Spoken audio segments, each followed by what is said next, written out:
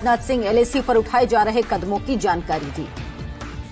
गलवान घाटी में झड़प के बाद चीन से लगी सीमा पर सेना और वायुसेना पूरी तरह से अलर्ट, नेवी को भी पूरी तरह से मुस्तैद रहने को कहा गया। अरुणाचल प्रदेश, उत्तराखंड, हिमाचल प्रदेश और लद्दाख में अग्रिम चौकियों पर भेजे गए जवान, सरकार ने सेना को पूरी तरह दी छूट। लेह से एलएसी के लिए निकल सेना के जवानों पर फूलों की बारिश हुई, लोगों ने भारत माता की जय के नारे लगाए। एलएसी पर चीन से आज फिर होगी मेजर जनरल स्तर की बातचीत, भारत की तरफ से मेजर जनरल अभिजीत बाफ्ता करेंगे अगुवाई। भारत चीन के बीच कल भी हुई थी 3 घंटे तक डिविजनल कमांडर स्तर की बातचीत, नहीं निकला कोई परिणाम। भारत ने कहा गलवान से पीछे हटे चीन। पीएम मोदी ने चीन को दी कड़ी चेतावनी, कहा भारत शांति चाहता है लेकिन उकसाने पर सही जवाब देने में सक्षम। पीएम मोदी ने देश को दिया भरोसा, व्यर्थ नहीं जाएगा जवानों का बलिदान, देश की एकता और संप्रभुता की हर हाल में करेंगे रक्षा, न रहे किसी को कोई भ्रम। पीएम ने कहा एलएसी पर जो हुआ उससे पूरा देश आहत, मारते मारते शहीद हुए हमारे वीर जवान, मातृभूमि की रक्षा के लिए किया सर्वोच्च बलिदान।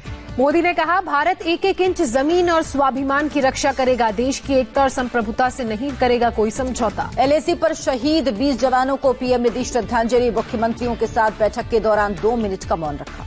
एलएसी पर तनाव के बीच भारत और चीन के विदेश मंत्री ने टेलीफोन पर बातचीत की, गलवान में तनाव कम करने पर चर्चा हुई। विदेश मंत्री जयशंकर ने बातचीत में चीन को दो टूक कहा, गलवान में जो हुआ चीन की सेना की प्लानिंग थी। जयशंकर ने कहा गलवान में झड़प का भारत चीन रिश्तों पर पड़ेगा असर, बिगड़े हालात के लिए पूरी तरह से जिम्मेदार होगा चीन। चीन के विदेश मंत्रालय का भड़काऊ बयान, कहा गलवान घाटी पर हमेशा से चीन का रहा है कब्जा।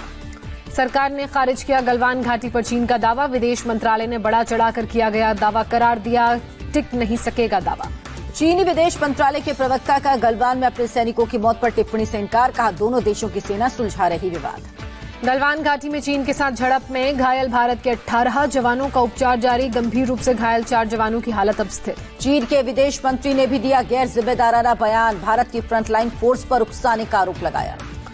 चीनी सामान के बहिष्कार की तैयारी शुरू, सूत्रों के मुताबिक सरकार ने चीन के संचार उपकरणों पर रोक लगाने का फैसला लिया। चीन की कंपनियों को बाहर करने के लिए सरकारी कंपनियों से टेंडर बदलने को कहा गया, बीएसएनएल को 4G अपडेट में चीनी उपकरण न इस्तेमाल करने का फरमान।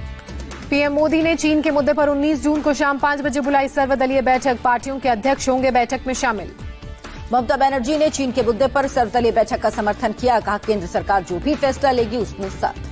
कांग्रेस अध्यक्ष सोनिया गांधी ने कहा चीन के मुद्दे पर कांग्रेस पूरी तरह सेना और सरकार के साथ है, देश एकजुट होकर करेगा संकट का मुकाबला। अमेरिकी राष्ट्रपति ट्रंप को भारत और चीनी सैनिकों के बीच झड़प की पूरी खबर, व्हाइट हाउस की प्रेस सेक्रेटरी ने कहा अमेरिका की मध्यस्थता करने की कोई योजना नहीं। ईयू ने भारत और चीन से बातचीत के जरिए एलएसी विवाद सुलझाने की अपील की, खूनी झड़प को दुर्भाग्यपूर्ण बताया। शहीद कर्नल संतोष बाबू के पार्थिव शरीर को लाया गया हैदराबाद, गवर्नर समेत राज्य के कई मंत्रियों ने दी श्रद्धांजलि, आज होगा अंतिम संस्कार। एयरपोर्ट से घर पहुंचा संतोष बाबू का पार्थिव शरीर, सड़क के किनारे दोनों तरफ खड़े लोगों ने लगाए जिंदाबाद के नारे। शहीद हवलदार के पलनी का पार्थिव शरीर भी तमिलनाडु पहुंचा, मदुरई एयरपोर्ट पर दी गई श्रद्धांजलि। पंजाब के गुरदासपुर के रहने वाले जवान सतनाम सिंह भी एलएसी पर हुए शहीद, भाई ने कहा मौका मिले तो शहादत का बदला जरूर लेंगे। पंजाब के मनसा के रहने वाले शहीद जवान गुरतेज सिंह के गांव में पसरा मातम, 1.5 साल पहले ही सेना में हुए थे शामिल। एलएसी पर शहीद पंजाब के 4 जवानों को मुख्यमंत्री कैप्टन अमरिंदर सिंह ने श्रद्धांजलि दी, शहीदों के परिजनों को सरकारी नौकरी देने का ऐलान किया। शहीदों में रीवा का एक वीर सपूत दीपक सिंह भी शामिल, 6 महीने पहले ही हुई थी शादी। एलएसी पर बिहार के भोजपुर के रहने वाले 2 जवानों ने भी शहादत दी, एक शहीद चंदन यादव की शादी कोरोना की वजह से अप्रैल में टल गई थी। पटना पहुंचा शहीद सुनील कुमार का पार्थिव शरीर, डिप्टी सीएम सहित लोगों ने श्रद्धांजलि दी। एलएसी पर बिहार रेजिमेंट के जवान अमन कुमार सिंह भी शहीद हुए, 1 साल पहले ही हुई थी शादी। एलएसी पर शहीद कुंदन यादव के पिता ने कहा देश पर मर मिटने वाले बेटे पर गर्व, अब दोनों पोतों को फौज में भर्ती कराऊंगा। भारत 8वीं बार यूएन सुरक्षा परिषद का अस्थायी सदस्य बना, जनरल असेंबली में 193 में से 184 सदस्यों ने वोट दिया। यूएन सुरक्षा परिषद में भारत का 2 साल का रहेगा कार्यकाल, आयरलैंड, मैक्सिको और नॉर्वे को भी सुरक्षा परिषद में मिली जगह। पीएम मोदी ने दूसरे दिन मुख्यमंत्रियों के साथ की बैठक, कहा हमें अफवाहों से लड़ने और अनलॉक 2.0 के बारे में सोचने की जरूरत। बैठक में कई मुख्यमंत्रियों के साथ गृह मंत्री अमित शाह और रक्षा मंत्री राजनाथ सिंह भी मौजूद। मोदी ने कहा इकोनॉमी में सुधार के संकेत, महंगाई भी कंट्रोल में। पीएम मोदी ने कोरोना से राहत की उम्मीद जताई, कहा देश में एक्टिव केस से ज्यादा रिकवर होने वाले लोगों की तादाद है। पीएम मोदी के साथ बैठक में नहीं शामिल हुई ममता बनर्जी, कहा राज्य को बोलने का नहीं दिया गया मौका। तेलंगाना के मुख्यमंत्री का बैठक के बाद बयान, लॉकडाउन बढ़ाने के पक्ष में नहीं है प्रधानमंत्री मोदी, राष्ट्र अनलॉक फेज में है। देश में कोरोना का ग्राफ 3,54,065, 24 घंटे में 10,974 नए मरीज।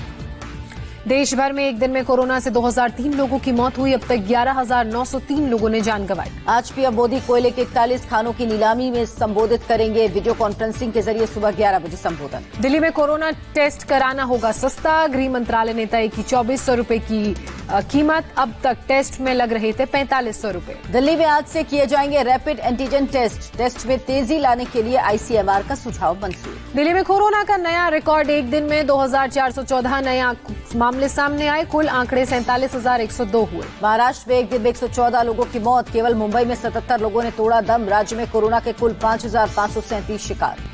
महाराष्ट्र में एक दिन में 3,307 कोरोना पॉजिटिव केस सामने आए, संक्रमितों की संख्या 1,13,000। मुंबई में 24 घंटे में कोरोना के 1,359 नए केस, अभी तक कुल 61,501 केस, एक्टिव केस की संख्या 26,921। मुंबई में अब कोरोना के केस 29 दिन में हो रहे हैं डबल, बीएमसी ने जारी किया आंकड़ा।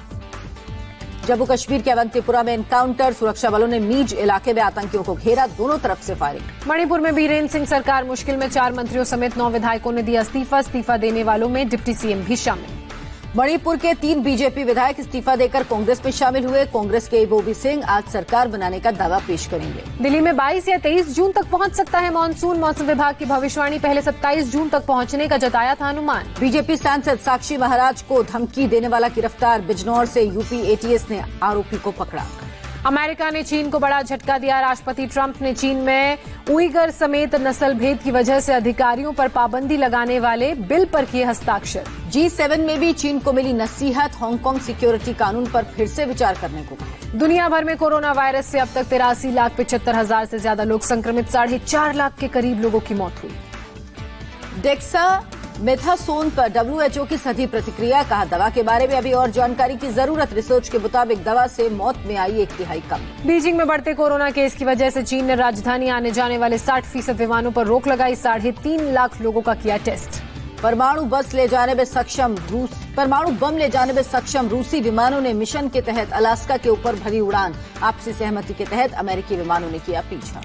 कार हादसे में बाल बाल बचे ब्रिटिश पीएम बोरिस जॉनसन, एक प्रदर्शनकारी अचानक कार के सामने आया, पीछे चल रही कार से लगी टक्कर।